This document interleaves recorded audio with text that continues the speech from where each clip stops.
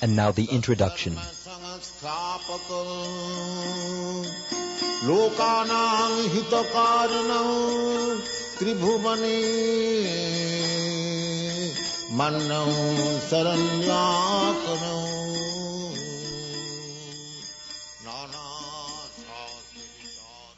Invoking auspiciousness. Lord Sri Krishna is the Supreme Personality of Godhead, the cause of all causes, the reservoir of all rasas, or relationships, which are called neutrality, or passive adoration, servitorship, friendship, parenthood, conjugal love, comedy, compassion, fear, chivalry, ghastliness, wonder, and devastation. He is the supreme attractive form, and by his universal and transcendental attractive features, he has captivated all the gopis headed by Taraka, Palika, Shama, Lalita, and ultimately Srimati Radharani. Let his Lordship's grace be on us so that there may not be any hindrance in the execution of this duty of writing the nectar of devotion, impelled by his divine grace, Sri Srimad Bhaktisiddhanta Saraswati Goswami Prabhupada. Let me offer my respectful obeisances unto the lotus feet of Srila Rupa Goswami Prabhupada and of Srila Bhaktisiddhanta Saraswati Goswami Prabhupada, by whose inspiration I have been engaged in the matter of compiling this summary study of Bhakti Rasamrita Sindhu. This is the sublime science of devotional service, as propounded by Sri Chaitanya Mahaprabhu, who appeared 500 years ago in West Bengal, India, to propagate the movement of Krishna consciousness. Srila Rupa Goswami begins his great book by offering his respectful obeisances unto Sri Sanatan Goswami, who is his elder brother and spiritual master. And he prays that Bhakti Rasamrita Sindhu may be very pleasing to him. He further prays that by residing in that ocean of nectar, Sri Sanatan Goswami may always feel transcendental pleasure in the service of Radha and Krishna.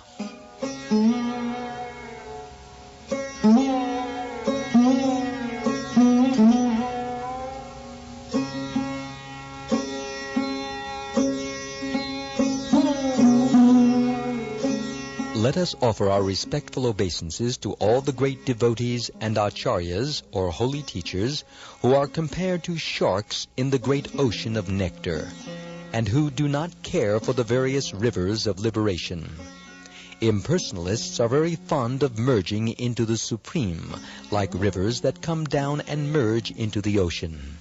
The ocean can be compared to liberation, and the rivers to all the different paths of liberation. The impersonalists are dwelling in the river water, which eventually comes to mix with the ocean. They have no information, however, that within the ocean, as within the river, there are innumerable aquatic living entities. The sharks who dwell in the ocean do not care for the rivers, which are gliding down into it. The devotees eternally live in the ocean of devotional service, and they do not care for the rivers. In other words, those who are pure devotees always remain in the ocean of transcendental loving service to the Lord, and have no business with the other processes, which are compared to the rivers that only gradually come to the ocean. Srila Rupa Goswami prays to his spiritual master, Srila Sanatan Goswami, for the protection of Bhakti Rasamrita Sindhu, which means the ocean of the pure nectar of devotional service, from the argumentative logicians who unnecessarily meddle in the science of service to the Lord. He compares their arguments and logic to volcanic eruptions in the midst of the ocean. In the midst of the ocean, volcanic eruptions can do very little harm. And similarly, those who are against devotional service to the Lord and who put forward many philosophical theses about the ultimate transcendental realization cannot disturb this great ocean of devotional service. The author of Bhakti Rasamrita Sindhu, Srila Rupa Goswami, very humbly submits that he is just trying to spread Krishna consciousness all over the world, although he humbly thinks himself unfit for this work. That should be the attitude of all preachers of the Krishna consciousness movement, following in the footsteps of Srila Rupa Goswami. We should never think of ourselves as great preachers, but should always consider that we are simply instrumental to the previous acharyas, and simply by following in their footsteps, we may be able to do something for the benefit of suffering humanity.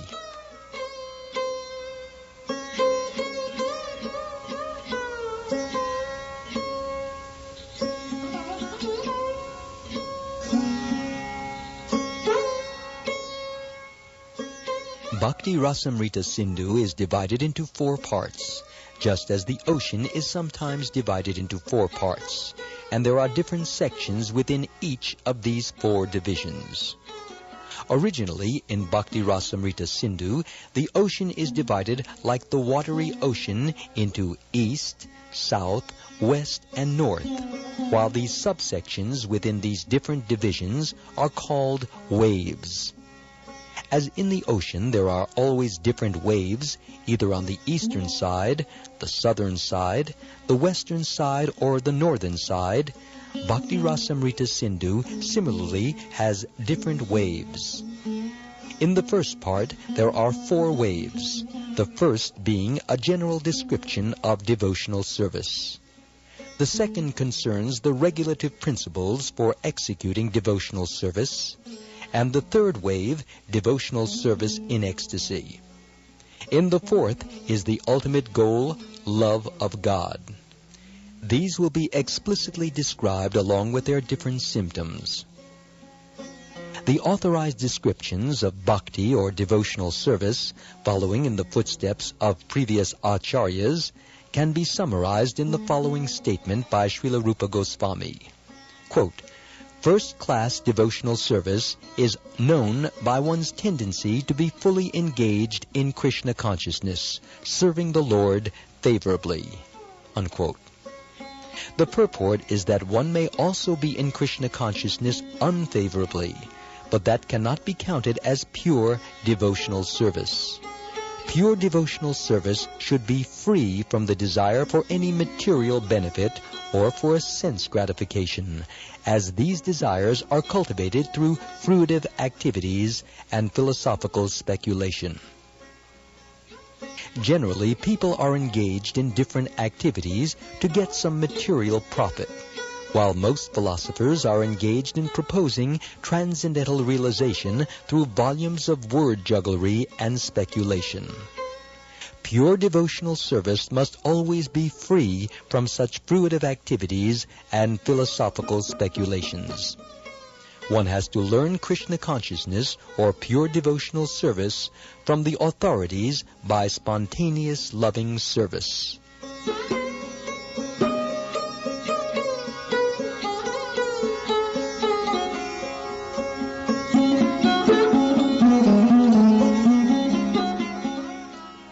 This devotional service is a sort of cultivation. It is not simply inaction for people who like to be inactive or devote their time to silent meditation.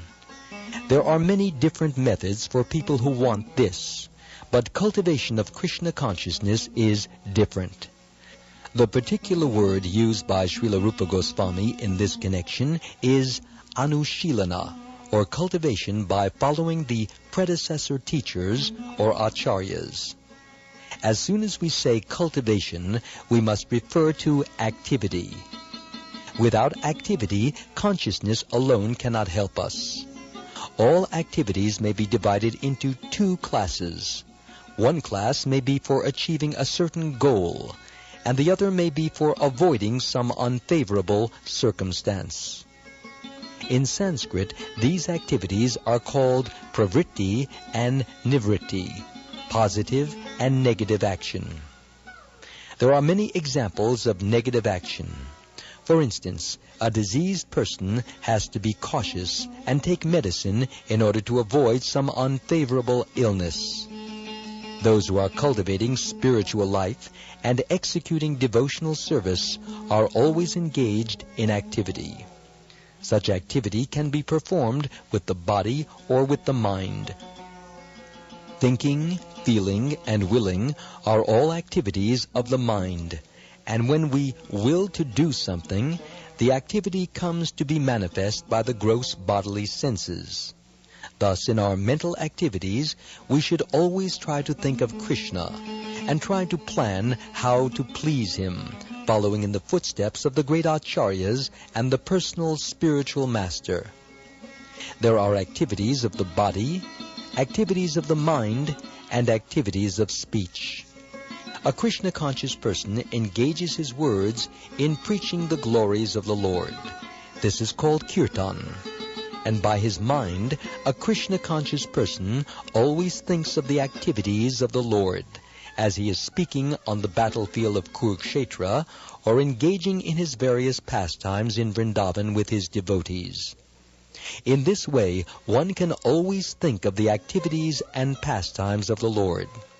This is the mental culture of Krishna consciousness.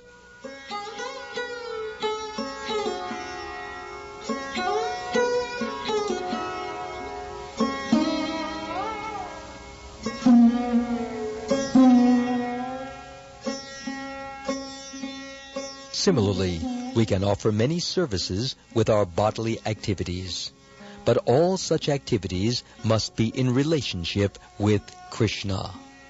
This relationship is established by connecting oneself with the bona fide spiritual master, who is the direct representative of Krishna in disciplic succession.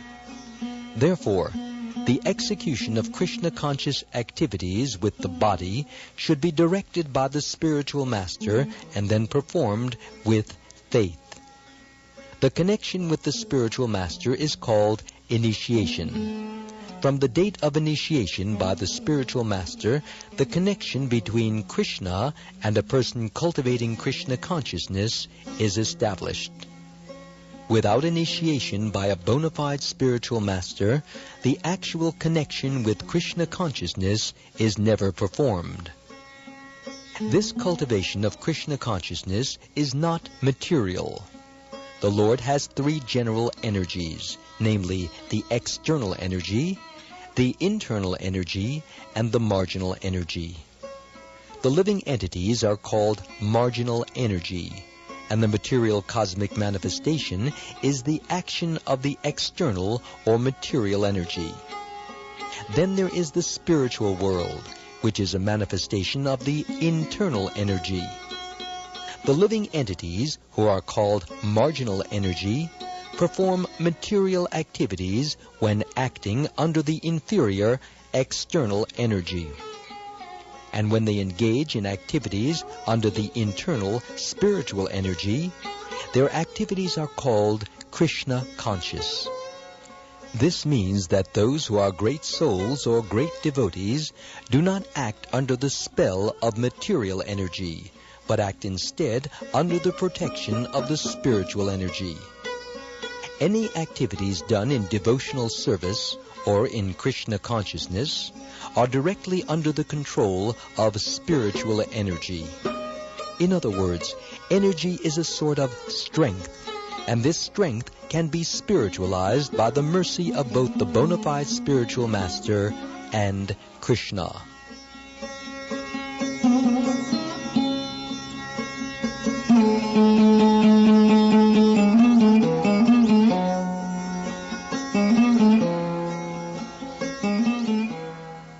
In the Chaitanya Charitamrita by Krishnadas Kaviraj Goswami, Lord Chaitanya states that it is a fortunate person who comes in contact with a bona fide spiritual master by the grace of Krishna.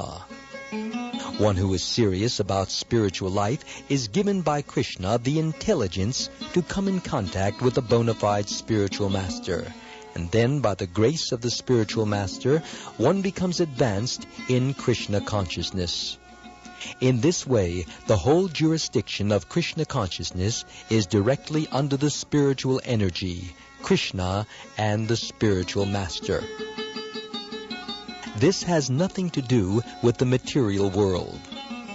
When we speak of Krishna, we refer to the Supreme Personality of Godhead, along with his many expansions. He is expanded by his plenary parts and parcels, his differentiated parts and parcels, and his different energies. Krishna, in other words, means everything and includes everything. Generally, however, we should understand Krishna to mean Krishna and his personal expansions.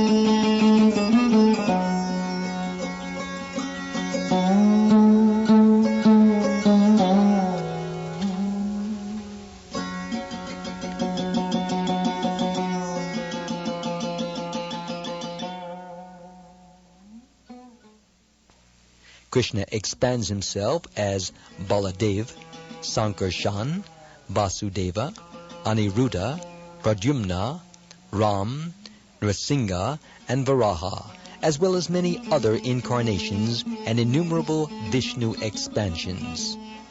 These are described in the Srimad Bhagavatam to be as numerous as the uncountable waves. So Krishna includes all such expansions, as well as his pure devotees. In the Brahma Samhita, it is stated that Krishna's expansions are all complete in eternity, blissfulness, and cognizance. Devotional service means to prosecute Krishna-conscious activities which are favorable to the transcendental pleasure of the Supreme Lord, Krishna, and any activities which are not favorable to the transcendental favor of the Lord cannot be accepted as devotional service. For example, great demons like Ravan, Kamsa, and Hiranyakashipu were always thinking of Krishna, but they were thinking of him as their enemy. This sort of thinking cannot be accepted as bhakti or Krishna consciousness.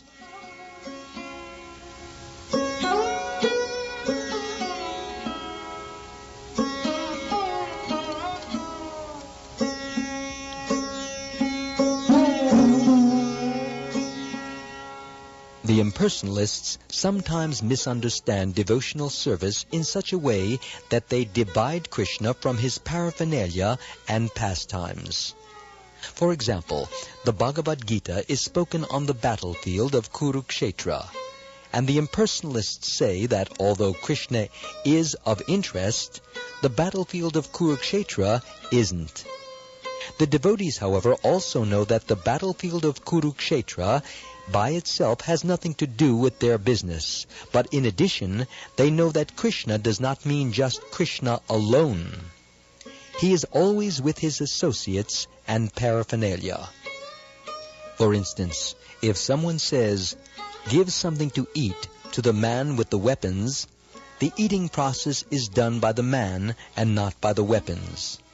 Similarly, in Krishna consciousness, a devotee may be interested in the paraphernalia and locations, such as the battlefield of Kurukshetra, which are associated with Krishna. But he is not concerned with simply any battlefield. He is concerned with Krishna, his speech, his instructions, etc. It is because Krishna is there that the battlefield is so important. This is the summary understanding of what Krishna consciousness is. Without this understanding, one is sure to misunderstand why the devotees are interested in the battlefield of Kurukshetra. One who is interested in Krishna becomes interested in his different pastimes and activities. The definition of a pure devotee, as given by Rupa Goswami in Bhakti Rasamrita Sindhu, can be summarized thus. His service is favorable and is always in relation to Krishna.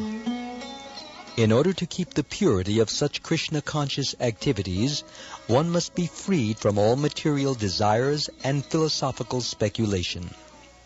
Any desire except for the service of the Lord is called material desire.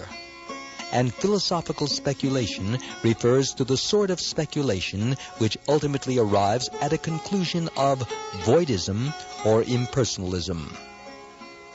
This conclusion is useless for a Krishna-conscious person. Only rarely, by philosophical speculation, can one reach the conclusion of worshipping Vasudeva or Krishna. This is confirmed in the Bhagavad Gita itself. The ultimate end of philosophical speculation, then, must be Krishna, with the understanding that Krishna is everything, the cause of all causes, and that one should therefore surrender unto him. If this ultimate goal is reached, then philosophical advancement is favorable. But if the conclusion of philosophical speculation is voidism or impersonalism, that is not bhakti.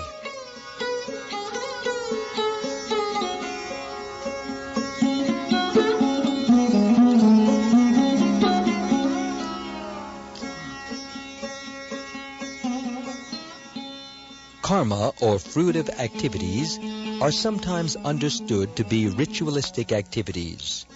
There are many persons who are very much attracted by the ritualistic activities described in the Vedas. But if one becomes attracted simply to ritualistic activities without understanding Krishna, his activities are unfavorable to Krishna consciousness. Actually, Krishna consciousness can be based simply on hearing, chanting, remembering, etc. Described in the Srimad Bhagavatam are 9 different processes, besides which everything done is unfavorable to Krishna consciousness. Thus one should always be guarding against fall-downs. Srila Rupa Goswami has also mentioned in this definition of bhakti the word jnana karmadi. This karmadi, or fruitive work, consists of activities which are unable to help one attain to pure devotional service. Many forms of so-called renunciation are also not favorable to Krishna-conscious devotional service. Srila Rupa Goswami has also quoted a definition from the Narada Pancharatra as follows, quote, "One should be free from all material designations and, by Krishna consciousness, must be cleansed of all material contamination. He should be restored to his pure identity, in which he engages his senses in the service of the proprietor of the senses." Unquote. So, when our senses are engaged for the actual proprietor of the senses, that is called devotional service. In our conditional state, our senses are engaged in serving these bodily demands. When the same senses are engaged in executing the order of Krishna, our activities are called bhakti. As long as one identifies himself as belonging to a certain family, a certain society, or a certain person, he is said to be covered with designations. When one is fully aware that he does not belong to any family, society, or country, but is eternally related to Krishna, he then realizes that his energy should be employed not in the interests of so-called family, society, or country, but in the interests of Krishna. This is purity of purpose and the platform of pure devotional service in Krishna consciousness.